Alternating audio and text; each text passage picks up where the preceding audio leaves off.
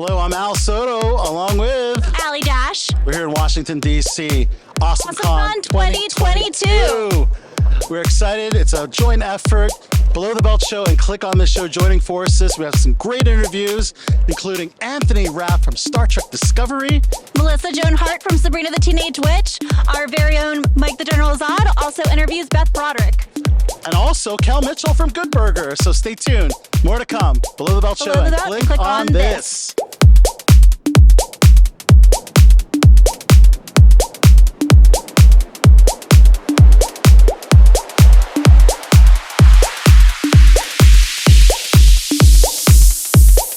Danger.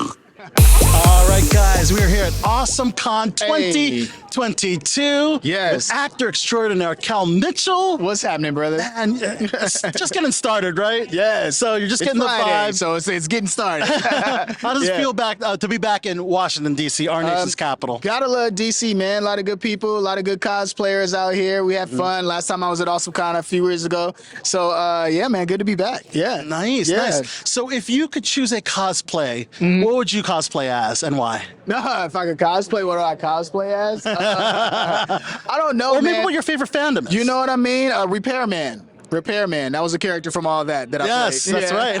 So I would do Repairman or something like that, you know? Yeah. That would be pretty dope, Yeah. Well, what are your favorite fandoms? My favorite fandoms, I love Spider-Man. Nice. I love a lot of anime.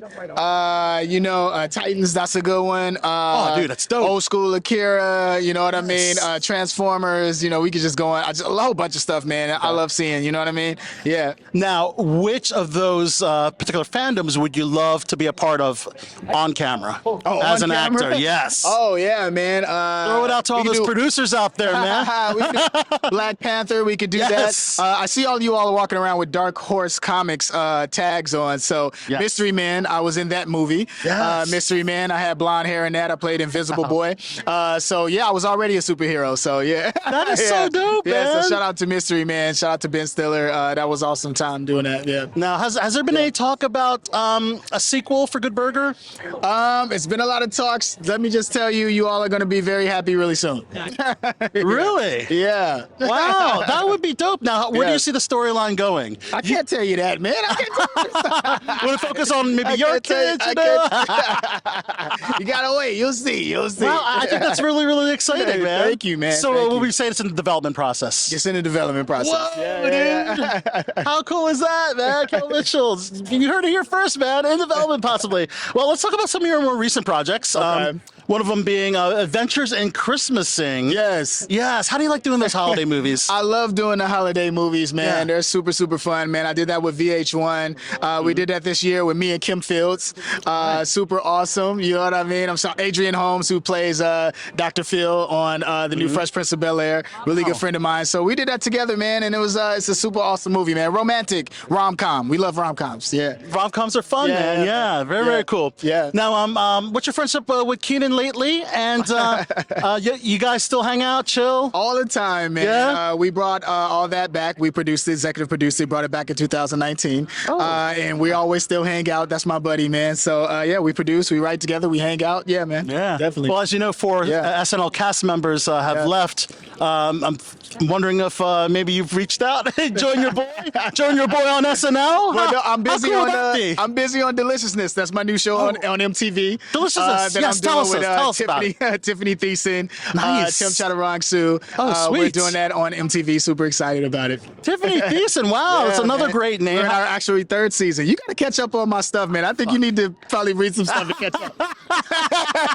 Yeah, Still pretty dope, nonetheless, Cal. Yeah, Still man. pretty dope. Yeah, thanks, Well, man. anyways, we love talking to Cal Mitchell No here. doubt, man. AwesomeCon 2022. More to come here. Peace out. Click on this. Hi, I'm Allie Dash, and I'm here with Below the Belt Show and Click on This Show, and I am talking to the one and only Melissa Joan Hart. It's me. Hi. How are you enjoying AwesomeCon so far? Oh, I'm having a great time. It's great. It's been a great crowd.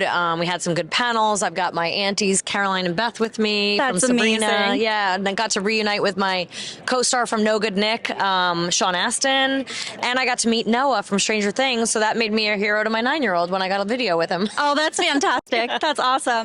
Do you still keep in close touch with your aunts? Yes, we do. We did some dinner last night, some breakfast this morning, and we're always in contact and love doing these things together because it just gives us a reason to see each other. That's awesome. Yeah.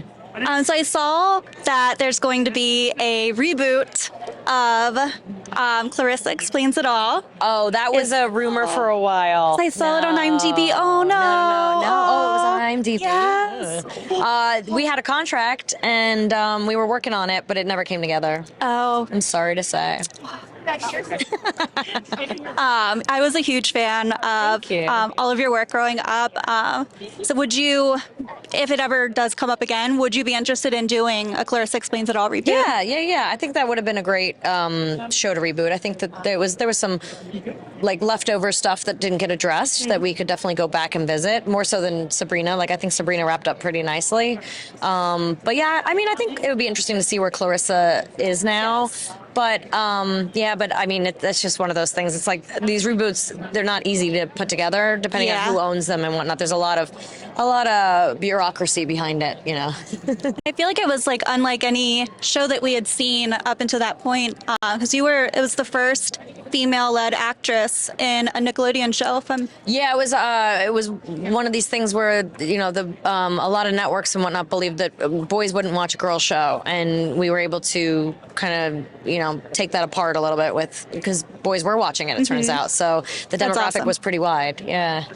I feel like Clarissa and Sam kind of sparked my friends to lovers trope.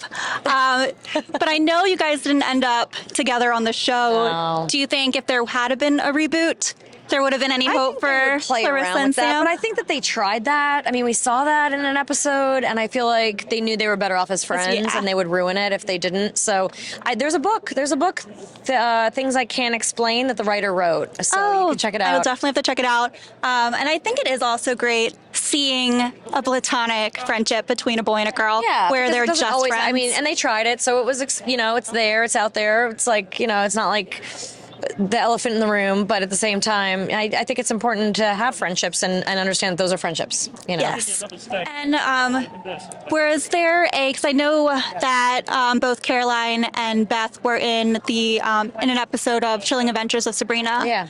Was that something you were interested in partaking in, or did it just not make sense to? I think probably for them, I don't know, because they never reached out to me, but I don't think it made sense because from what I understand, I never saw it, but in that episode, Sabrina goes to her television self, and those are her television aunts. So if I was there, like, how does that work? So I think that maybe they hadn't figured it out, or I don't know if they were planning on figuring it out eventually if the show went on longer. So I know a lot of us fans were hoping to see you reprise your role. Would you be interested in the future a Sabrina reboot? Because that would be. I don't know. I feel like we left it in such a good place. I feel like with fan fiction and everybody coming up with their own, after things go by for so long, look at Game of Thrones, right? Everybody was so upset with the ending, but I think it was actually a really good ending because what Game of Thrones did well was shock you. And if everyone was shocked at the end, then they did their job. But people got mad, and I think it's because they had so much fan fiction. They'd built up what everybody had wanted was something different. Like they wanted Khaleesi to be queen. Like they wanted different things. And so I think it's too hard when you reboot something. Everybody wants a different ending, and you're never going to make everybody happy. So I feel like it's best just to leave it. Makes sense. I'm still have my fingers crossed for Clarissa because I feel like it would be so much fun to, especially a new generation. Yeah, I think it could be fun. I just you got to ask Kel because I think he's buddies with the president of Nickelodeon, and maybe Kel can make it happen. Absolutely. So while we have been here at AwesomeCon, have you seen any cool cosplays of yourself? No, but you know what? For the first time in a long time, I've seen a ton of Clarissa shirts and a ton of Sabrina shirts that I didn't even know existed. Like a ton of TV shows. I mean, shirts of the TV shows that I've been on. So that's been really different and fun. That's awesome. Well, thank you so much for taking the time to talk to us. And Melissa Joan Hart, everyone. Thank you.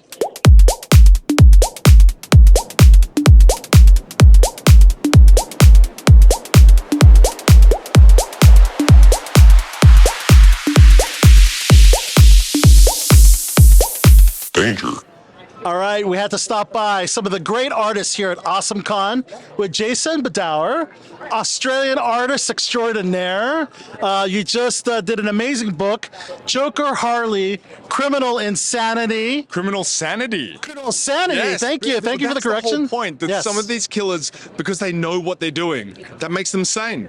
And we've been really blessed in society that we have very few of these sociopaths that actually are intelligent enough to actually pull this off. That to be criminally sane and also be smart enough to do this. And this is what this book posits, that if the Joker was actually a real life person, that's the trouble that we would be in. Wow. So tell us about the process of collaborating with the writer and yourself, panel to panel. How does that go when putting together the book? Look, so I got to work with the absolutely incredible Cami Garcia, and I don't say that lightly. She's just an absolute pleasure to work with. So my job, I came on from issue 2 onwards, and I took over doing the layouts on the book. Nice. I would get a script, and one of the things about Cami's scripts is they're just so easy to work from. She Nice. writes very, very light scripts, but she gives me these huge Pinterest boards of moods, ideas, shots, costumes, everything. So it's like she defines the sandpit, and it's up to me to figure out how to build the castle in there.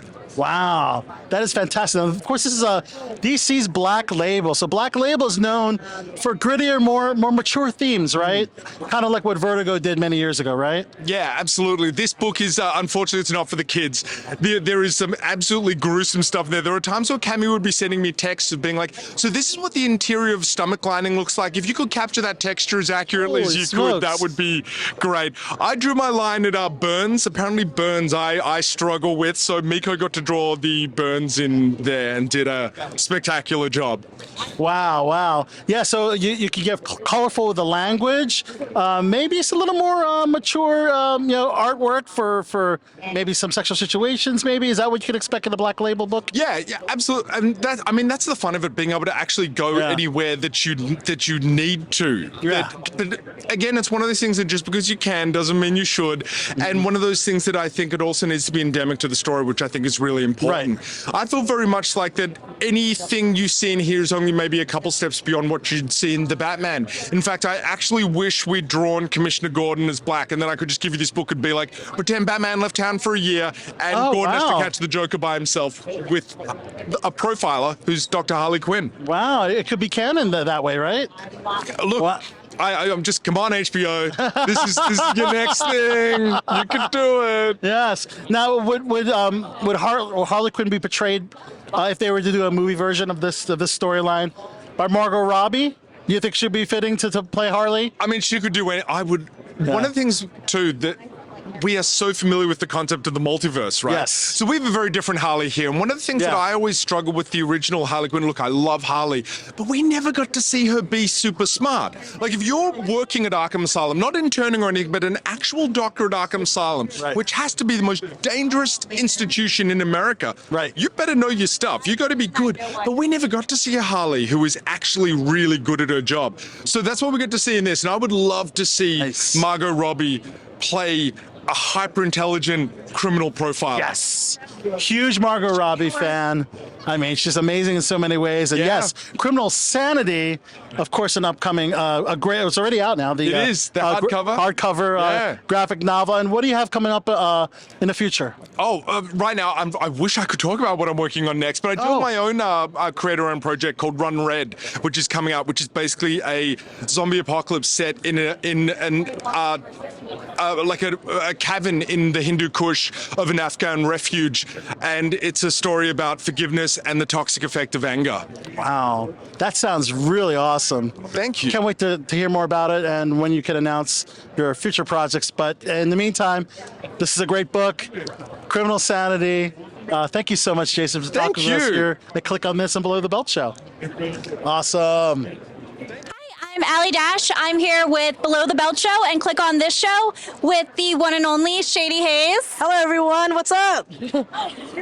Thank you so much for being here. I love the Filipino flag representation. I'm repping my Filipino sun earrings as well. I love it. Yeah, I'm Filipino American cosplayer and LGBTQ cosplayer as well. So I wanted to represent both.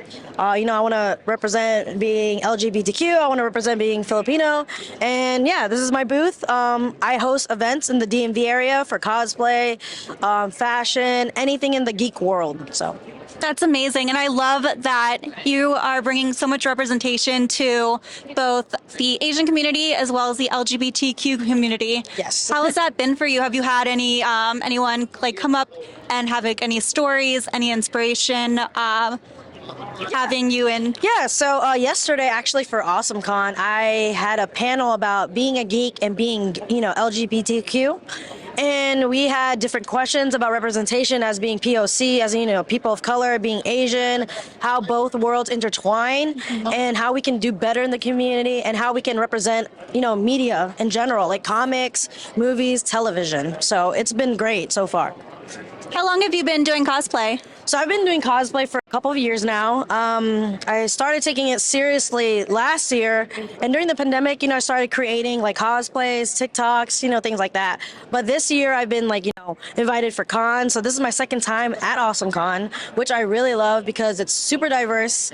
A lot of my friends are here too in the DMV community, and it's all about, being positive, having fun, and, connecting with your friends. That's awesome. Do you have any passion projects or projects that you're hoping to do in the future, or any future cosplays that you... Yes. My dream cosplay is Pink Ranger from Power Rangers, and also Blastoise armor build.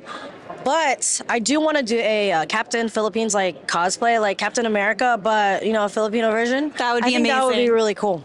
So, are there any superheroes that you would love to play yourself, or have to see someone who's a person of color or Filipino, or to play me, or play in general? Oh man.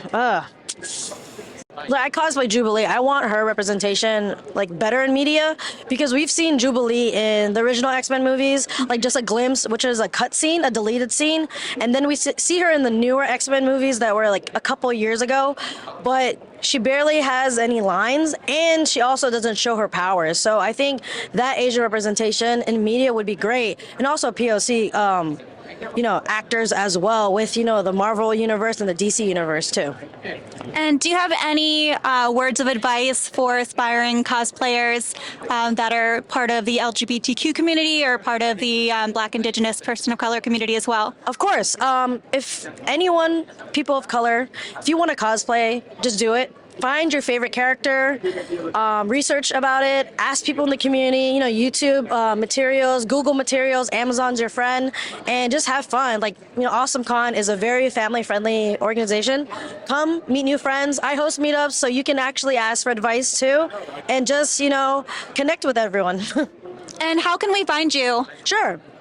I'm on Instagram, Facebook, Twitter, TikTok, at That Shady Haze. Perfect. And we look forward to seeing what's to come, and so many more projects. Thank you so much for taking the time to talk with us.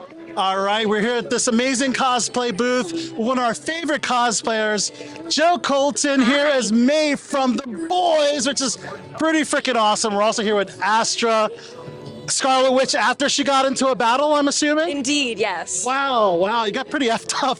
Oh, yeah, for sure. Doctor Strange has it worse. You should see him. You should see the other guy, right? You messed up Doctor Strange pretty bad yourself. Oh, for sure. He's feeling it, I promise.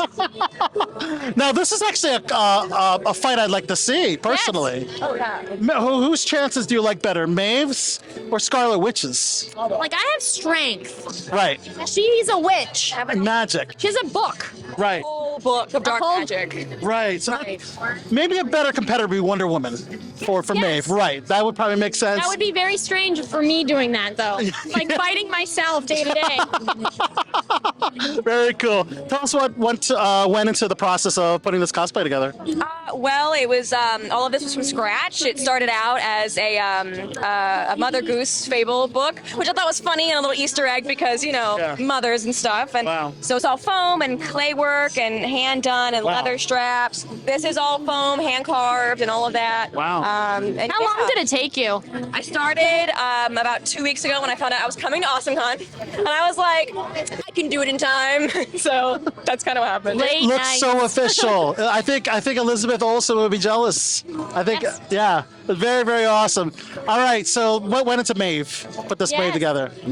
How long did it take? Yeah, and with process and the process. Probably a couple weeks. Wow, Yeah. fantastic. So Wes was painting this last night Okay. when I was like, I'm dying. I need to go to bed. 'Cause you have your 9 to 5, and then you have your like 5 to like whenever. Whatever. Right. So yeah. Awesome. But we did fittings this morning. I was like, great, look, works. Let's go. Awesome. So how does it feel to have a booth here at AwesomeCon? It's my second year. I'm so excited. Wow. Yes. It's amazing. You're at the level now where you're the featured cosplayer. How does that I feel? guess. I don't know. Yeah. Nervous. And it's your job, you know, things that so many people do as a hobby. It is your job, Yeah. which I think is so cool. Thank you. Right. I'm very nervous. Like I don't know. It's me. It's like same old me. So Very, very cool. Well, where's the social media so all the fanboys can stalk? I mean, follow you. Throw it out. all right. Astra Void Cosplay, ASTRA VOID Cosplay. Everywhere it's the same, Instagram, TikTok, and Facebook. All there. Awesome. How about you, Joe? So on TikTok, Instagram, and Facebook, it's Joe Colton Cosplay. On Okay. Twitter, it's J Colton Cosplay, and then on TikTok, it's Joe Colton Cosplay. All right. And more different cosplays, I'm sure, Yes. every day here at AwesomeCon. We'll have to swing back and find out what cosplay you're going to be putting on for everyone tomorrow. Always, it's always fun doing these. I love these. Yes. All right. So more to come here. Below the Belt Show. Click on this. All right. An AwesomeCon wouldn't be complete without talking to voice actors extraordinaire, Wes Johnson, Mike Rawson.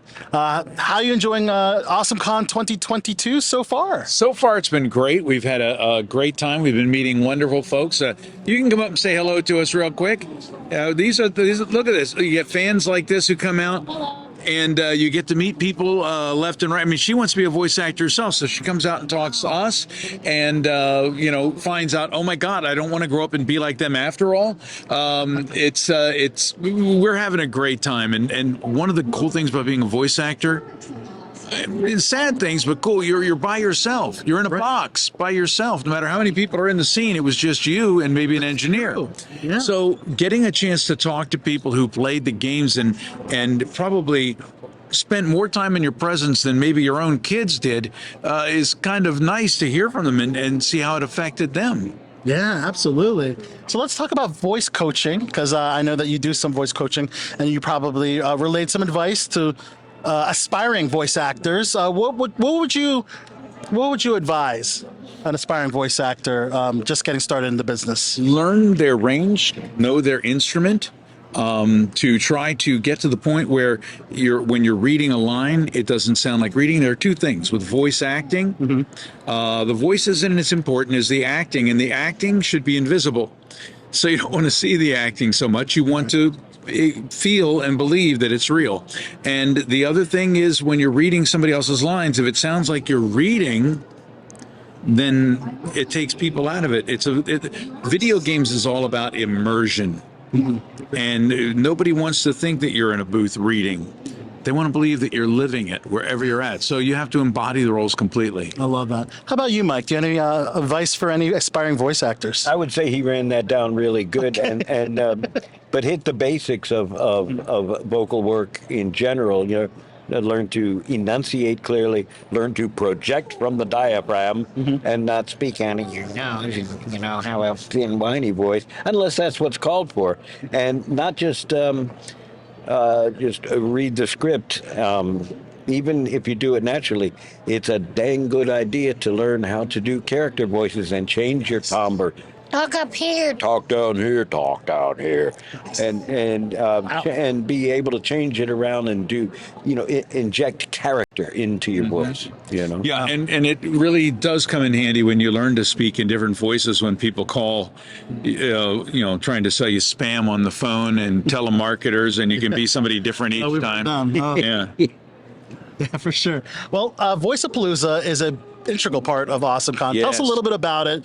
It's kind of like its own separate event within the event, right? Well, it is. Voiceapalooza is just a grand time. Fly by the seat of your pants fun. We get voice actors who are reading things from movie scripts, television scripts, songs. Today we're going to be touching upon the Rock and Roll Hall of Fame entrance and doing dramatic readings of their music. And we build a video game from audience suggestions from scratch. It's usually a glorious train wreck. And the thing is, we're now turning Voiceapalooza into something more. We want to turn it into something that can help people. And we're fighting for Alzheimer's research, working with the Alzheimer's from the National Capital Region and Alzheimer's Association. And we, from the 17th through the 26th, have the entire gaming community getting together. So far, it's close to 100 people who are going to be streaming, doing Let's Plays. We're going to have a Voiceapalooza online. Everything's going to be online, and people can donate money to help fight what is an insidious disease that takes people away from their lives and their families before they're even gone. So just to let you know, we're coming for you, Alzheimer's. We're dropping the gloves. Yes. Certainly a great, great cause. Yeah. Amazing cause. Check voiceapalooza.com for all the info. Voiceapalooza.com for more info. Now, Mike and Wes, you guys actually worked together on a couple video game projects, right? We have. Yes. Was it one of those deals you just got lucky and booked it together, or did one refer the other? Fallout being one of them, right? Well, Wes and I have known each other since we started doing stand-up comedy back in the 80s. Yeah. That old, ladies and gentlemen, yes. And so we branched out into voice work for radio ads. I actually got a TV ad one time with Dart Drug, but just before it sank. That was the main reason it sank. Yes, it was. I think I had something to do with it. They don't get away that easy. And so we've known each other all along. And the Video Pirates. Remember the comedy troupe, the Video Pirates? Yes. Mike was on the cover of the Weekend section. He was. They were like of the Washington Post. They were like famous around here. The Video Pirates are a legendary comedy duo. Wow. For a few years there, anyway. Now, with your experience of comedy, how do you feel comedy has evolved over the years? It seems in today's political climate, you have to be very careful about what you say on stage. I'm not big on the slapping that's been happening recently. I'm pretty much of the old school where it's like, just heckle, say something about my mother, and I'll say something about yours. Nobody needs to get up and hit anybody. Throw fruit if you have to do anything. Because frankly, we're hungry. Artists are starving. They'll accept the fruit. Not overly right.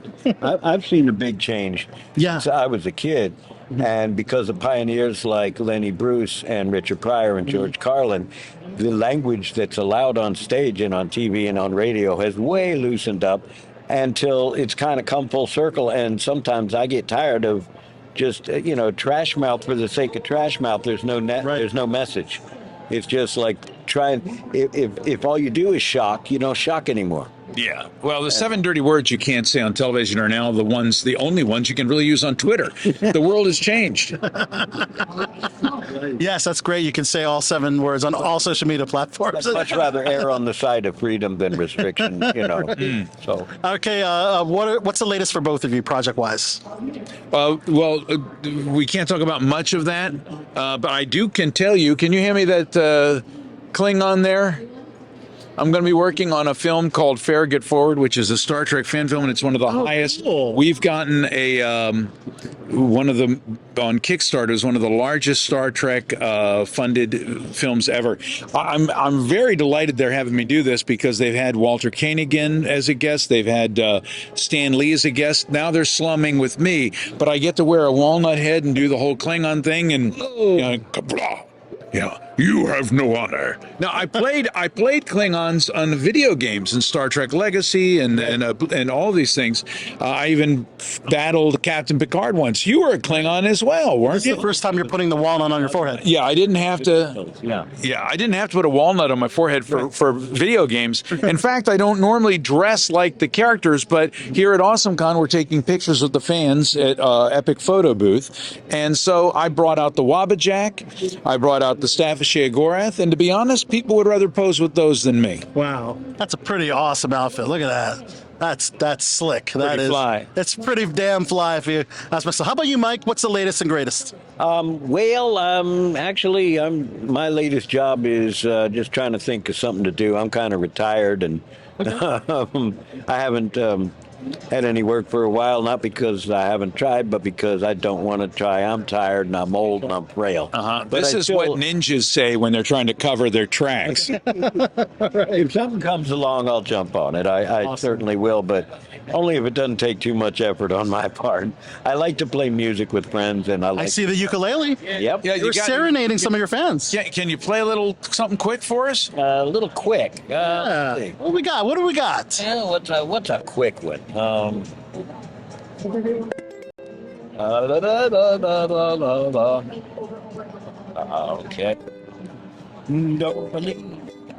Don't believe anything I tell you, darling. Everything I say is a lie.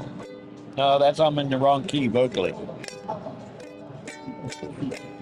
Don't believe anything I tell you, darling. Everything I say is a lie. There ain't a single shred of truth in anything I've ever said. It's all been pie in the sky. I told you I was Champagne Charlie. Really, I'm just six-pack Pete. I told you I roared around town on a Harley, but all I got to roaring is my two-flat feet. Oh yeah, the clothing and the cars were rented. The names and the places all invented. Baby, when I said it, I really, really meant it. But everything I say is a lie. Cue the horns and on from there. Everything I say is a lie. I guess I'm just that kind of guy. I told you I stayed at the Waldorf Astoria, and I was a trader in stocks. But really I live at the Y in Peoria, and I only own 3 pairs of socks. I got the conscience of an alligator. I'm one pernicious prevaricator. I'll tell you something new or true or better, different later. Everything I say is a lie. Oh, but there was one time I really told the truth. This is a short one. On the day, I said I do. It's almost over now. I know you don't believe me anymore. I wouldn't if I were you. So now you know the reason why. All I ever gave you was an alibi. Cross my heart and hope to die. Everything I say is a lie. I really mean it. Everything I say is a lie. And I'm not kidding. Everything I say is a lie. Just being honest. Everything I ever told you was just an outright bald-faced, big, fat, stinking lie, lie, lie. Lie, lie, lie, lie, lie, lie, lie. Nice remix. Lie, lie, lie. Lie, lie, lie, lie, lie, lie, lie, lie, lie, lie, lie, lie. Lie, lie, lie. Lie, lie, lie, lie. Bravo! Paul Simon's lawyers are on Mike the phone. Rawson, wow. Well, guys, that was a musical masterpiece by Mike Rawson and, of course, Wes Johnson, voice actors extraordinaire. Voiceapalooza, thank you so much for talking to us Great here. being with you, Al. Click on this and Below the Belt Show.